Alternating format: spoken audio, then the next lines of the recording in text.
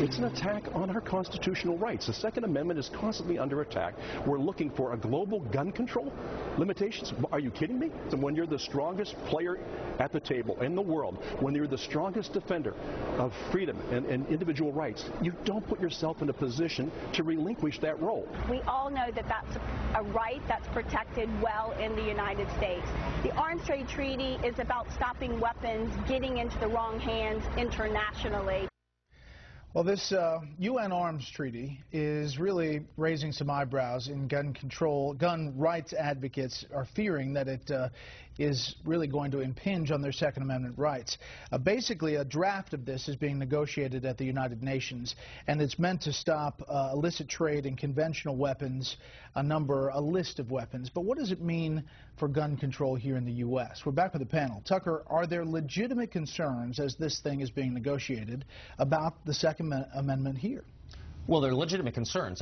As a non-constitutional scholar, I'm not sure I can speak to the Second Amendment precisely, but I can say that any arms control treaty in which Iran has a leadership role, ludicrous almost prima facie, I would say. I do think, not to deflate this, but the one effective conservative lobby in Washington is the NRA. I mean, you think of all, I'm sorry to say it out loud, but it's true. I've watched this for 20 years. Taxes, abortion, family issues, growth of government, foreign policy. They've had hits or misses from the conservative side. But the protection of the Second Amendment is enshrined thanks to the work of the NRA. And I don't think there's any chance, I bet my house, that this will not be ratified by the Senate. And it does not get American sign-on. Yeah, it wouldn't be ratified. The votes wouldn't be there. And plus, isn't it true that the Constitution trumps some international treaty? But why is the administration so anxious to sign on to this? Well, it's not totally clear what's going to happen going forward, because it's kind of unusual timing that this should happen to be coming up right after the Aurora shootings, when suddenly gun control as an issue has been brought back to the forefront of the national discussion. Not that anyone thinks new gun control laws are going to be passed in the U.S., but it hadn't been discussed at all for a long time. And just when the topic comes up again, it's just kind of ironic that that's also when this treaty happens to be negotiated.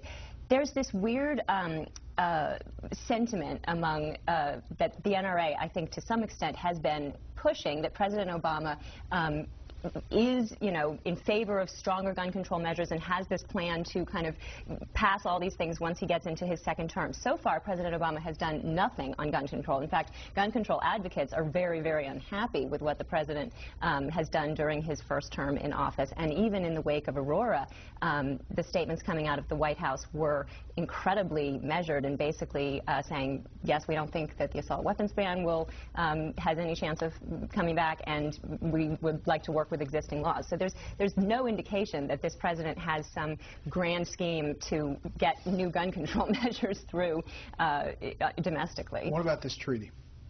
Look, like all these other treaties that we have pursued and that liberals are intent on getting, worldwide universal arms control treaties, on chemical, biological, nuclear proliferation treaties, they're either worthless or they're a negative. And the reason is that they have only a single effect. On the good guys, on the civilized countries who signed it, they will abide by it, but you don't have to worry about those kinds of countries anyway.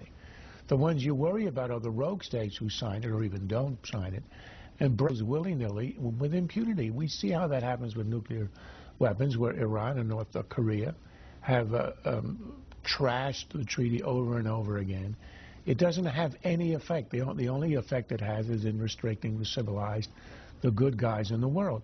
And look at, as Tucker mentioned, the Iranians are now one of the 15 principal regional countries involved in this.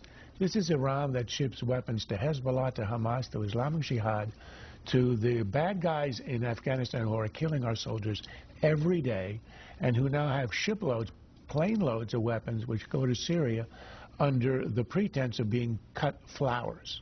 Does anybody have any even inkling or idea that this can have any effect on what Iran does? The treaties are useless. All they will do is stick inspectors on our planes, our trains, and our ships, and will do nothing about illegal, illicit weapons from bad guys to other bad guys in the world. Tucker, quickly, this is kind of like the perfect storm for conservatives, gun control and the United Nations. It really is the moment when you wake up screaming in horror. And I would just say, I am convinced that President Obama, given a different political climate in which it would be possible to pass gun control, would. Does anyone doubt that?